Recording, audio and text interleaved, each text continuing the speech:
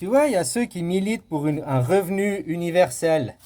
Eh ben, moi aussi, je te dis de la gratuité, mais l'argent, c'est un outil qui permet de faire du troc. Le problème, c'est la répartition. Le problème, c'est qu'il y a les anciens, les vieux, hein, c'est les plus riches du monde, hein. Voilà, puis ils redistribuent pas. Ils sont pingres, on dit bien, radin, radin comme un truc, là. Hein, voilà, voilà. Au fait, on dit les têtes de Turcs, mais tu vois, normalement, c'est eux les têtes de Turcs. Enfantin, hein, voilà, moi je veux pas de violence. Je veux pas que papa et maman ils se tapent sur la gueule. Moi je suis l'enfant. Moi je suis pour la réconciliation. Hein, je suis pour l'avancement.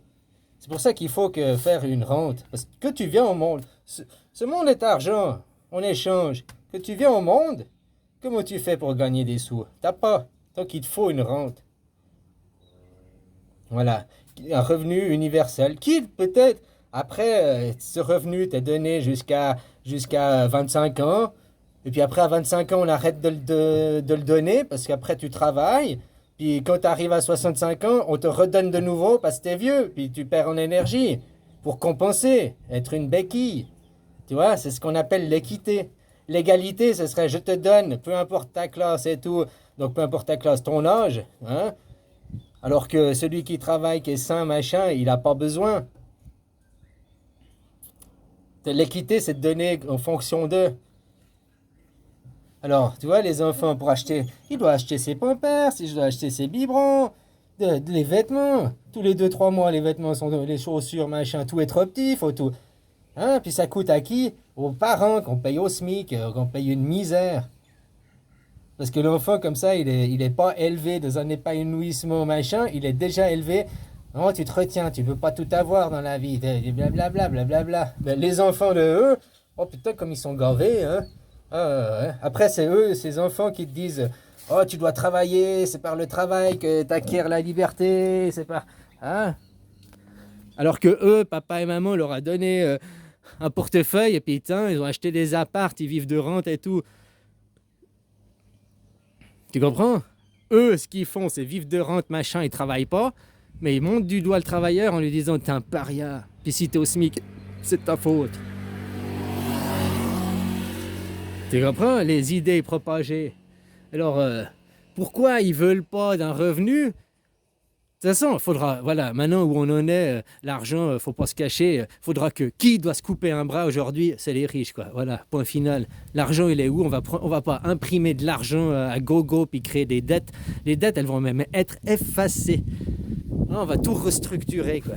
Parce que ces dettes, elles sont à cette famille, à cette tribu. Donc, allez vous faire foutre. Voilà, on repart à zéro. Tout le monde la même chose, tout le monde logé à la même enseigne. Parce que c'est le futur qui compte, c'est l'enfant, c'est demain. Et eux, ils peuvent diriger.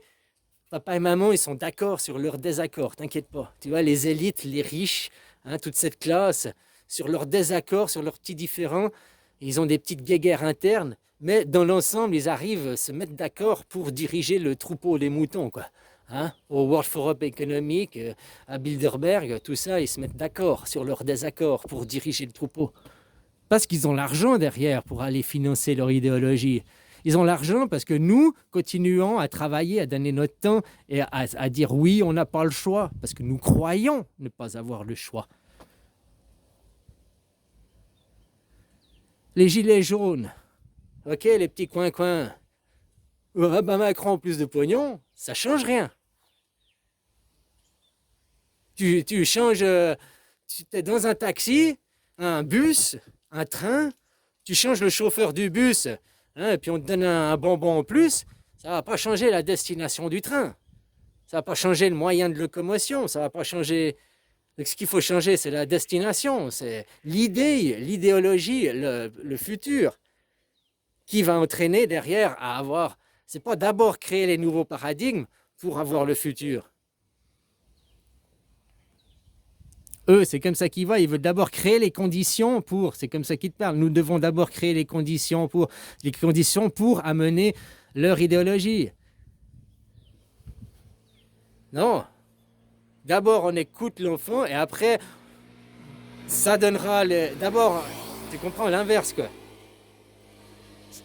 De la nouvelle idée émergera les nouveaux paradigmes.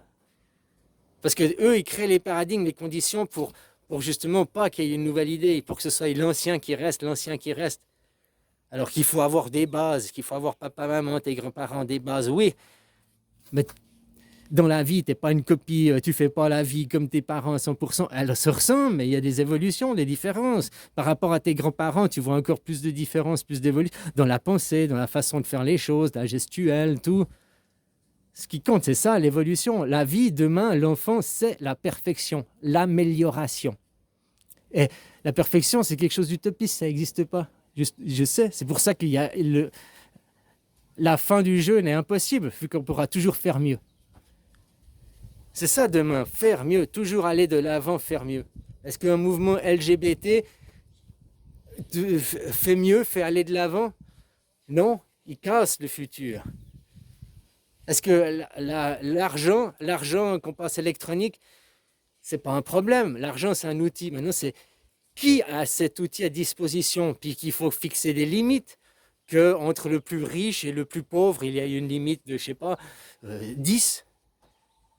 Tu vois, celui qui gagne 1000 euros, l'autre ne peut pas gagner plus de 10 000. Donc, s'il veut, lui, en gagner 100 000, il devra te payer, toi, au minimum 10 000. C'est couper le bras aux riches, maintenant, aller prendre l'argent où il y a l'argent.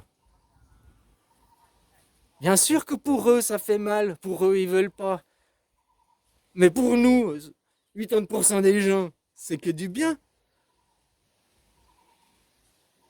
Un monde où on a une rente, c'est un monde gratuit, c'est la même chose. On va de toute façon aller travailler, donner du temps pour créer une société, pour créer une évolution, une amélioration, pour aller de l'avant.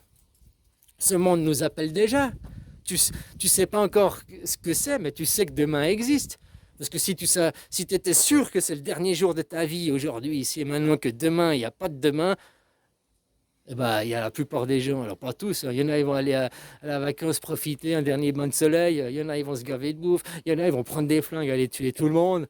Et chacun va avoir, c'est le dernier jour, chacun voudra exploser, quoi. Chacun voudra faire ce qu'il n'ose pas faire, quoi. Ah, ce sera là, ouais, tout ce qui est retenu, qui n'est pas osé de faire, ben, ce sera fait, quoi. Donc c'est pour ça, tu as aussi l'espoir, la boîte de Pandore, l'espérance. C'est demain. Tu sais que demain existe. T'espères pas, tu sais, mais t'espères qu'il est meilleur. Parce que tu sais qu'il existe. Tu sais qu'il existe. Il existe demain. Et toute idée qui tue demain, qui n'est pas profitable à demain, c'est des idées de droite, c'est des idées du passé.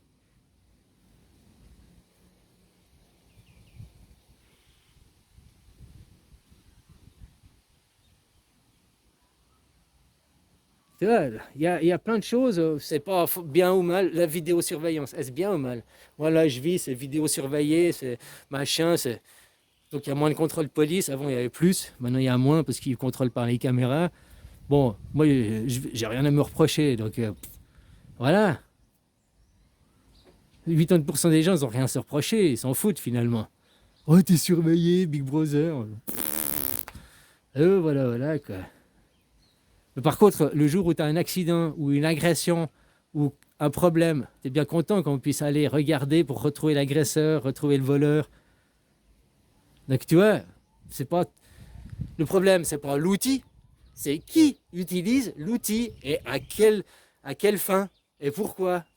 Voilà, c'est toujours ça. L'argent, c'est un outil, c'est le troc. Les gens disent revenir au troc. L'argent, c'est un outil, c'est du troc qui empêche le pourrissement des denrées.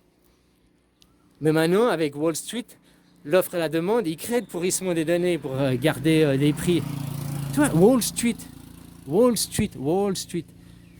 Tu vois, ils font des bunkers, ils se sécurisent, avancés, sécurisés. Ils ont acheté Wall Street parce qu'ils ont acheté l'île de Manhattan, là, la partie sud là, de l'île, et ils ont construit un mur pour se protéger des Indiens.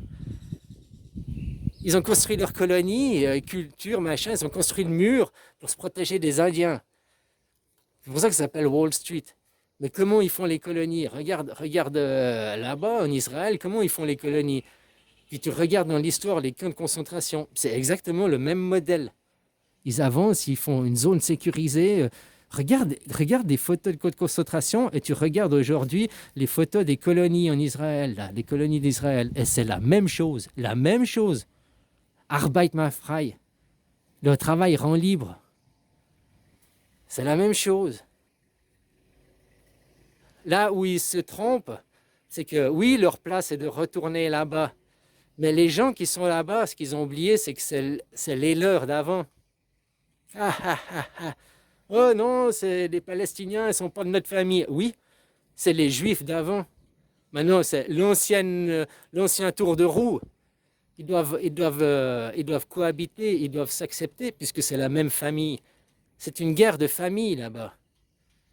Même les gens, ils parlent, oui, c'est un génocide. Non, tu veux vraiment choquer les gens? C'est pas un génocide ce qui se passe en Israël. C'est un holocauste.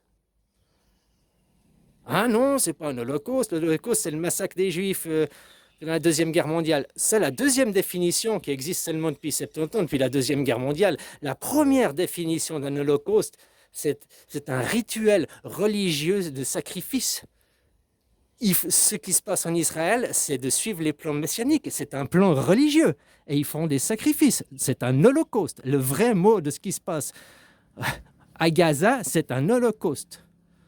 Contre les Juifs, oui, parce que les Palestiniens sont des Juifs. Les Juifs premiers. Les Juifs de l'ancien tour de roue. Donc, c'est les Juifs en train de massacrer les Juifs. La même chose que la Deuxième Guerre mondiale. Donc oui, c'est un holocauste, parce que leur motivation est religieuse. Ils suivent la Torah, ils suivent leurs dogmes, ils suivent leur paradigme. Ils suivent leur plan messianique. Et ils sont en train de massacrer leurs origines. Ils sont en train de massacrer leur père et mère. C'est écrit dans la Bible, respecte père et mère. Et là, ils sont en train de tuer leur père et leur mère. Les Israéliens, les Palestiniens, c'est les Juifs, c'est le peuple d'ici qui n'a jamais bougé et qui attend le retour de Jésus. C'est ceux qui vivent en exil, c'est ça le paradoxe. Ceux qui vivent en exil sont ceux qui sont restés en Israël. Et le soleil est parti. Donc ceux qui ont suivi le soleil et se disaient en exil n'étaient pas en exil, ils restaient sous le soleil. Mais ceux qui sont restés en Israël, là-bas, et qui ont attendu que le soleil revienne, ceux-là, c'est les vrais en exil. Ceux-là, c'est le vrai peuple juif. Donc les vrais juifs, l'origine, ce sont les Palestiniens. Et ils subissent un holocauste des Israéliens. Les Juifs tuant des Juifs. Des Juifs israélites tuant des Juifs palestiniens. Leur origine, un holocauste, c'est ça la vraie définition, c'est un holocauste. Allez, bisous.